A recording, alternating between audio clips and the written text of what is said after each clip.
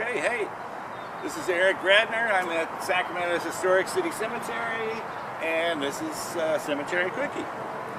Today we're here at the grave of John Quincy Brown. Brown was the son of a rich Kentucky tobacco planter who came west in 1850, tried mining, and got a job in a mercantile store in Sacramento. He was a Democrat and appointed to the office of public administrator at age 24. When his party lost the next election, he was out of a job but able to use his party connections to get a position as county recorder. And his party was kind of locked out for a while, so he went and became general manager of Capital Gas Company, one of the forerunners of PG&E. He ran unsuccessfully in 1872 for mayor, and again in 1875 even more unsuccessfully. But he was appointed one of the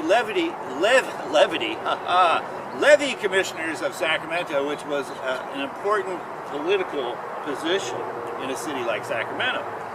In 1881, a group of prominent Republicans broke away from the main party and kind of conferred with the Democrats and started their own party called the Citizens Party, and they ran Brown as candidate for mayor.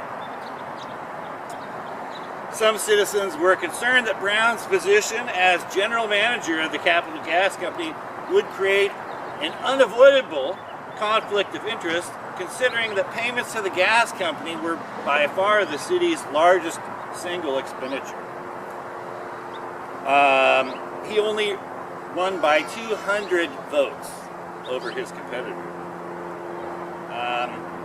So anyway, because of the financial panic of 1873 and the mess created by the 1880 flood, which had wiped out many of the residents' property and left them living in tents, while local sewers and levees were in sore need of fixing, the city was broke. The city also was being threatened for payments on certain old debts and needed money badly. But all the farmers and merchants were broke from the property damage from the flood. So Mayor Brown went after revenue from an unexpected source. The unusually frank new mayor said he understood why the existing gambling laws were not being enforced. The police were using the law to extort money from the gamblers. He said this in the newspaper. In December 1881, the board sent a letter to each member of the city's police department stating that they must arrest anyone involved in illegal gambling at penalty of dismissal. That letter was fairly ignored, and the games continued until the law was repealed a year later. And then, a month after that, they started enforcing the gambling laws. According to Brown, it was because the gamblers were tired of paying graft to the police, and the games were dead sure to be stopped as soon as there was no money. But of course, they didn't stay closed for long.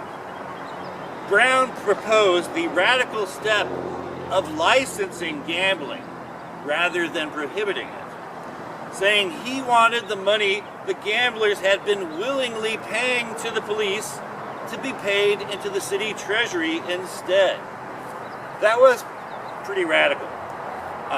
In 1884, in his second term, the ordinance was passed, being the first time gambling had ever been licensed in the city of Sacramento. Obviously too progressive for the time, it was repealed after only 4 months. Its degree of accommodation with the robber barons of the faro tables conflicted with both the ideology of the growing populist movement and the financial prosperity of the police department.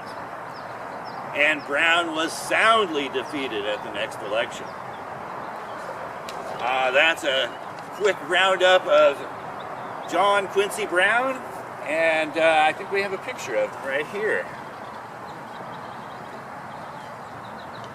Thanks for coming to visit us virtually. Come visit us at the Sacramento City Cemetery, open to the public. I'm Eric Radner. This is a cemetery cookie. Chakabra. Thank you.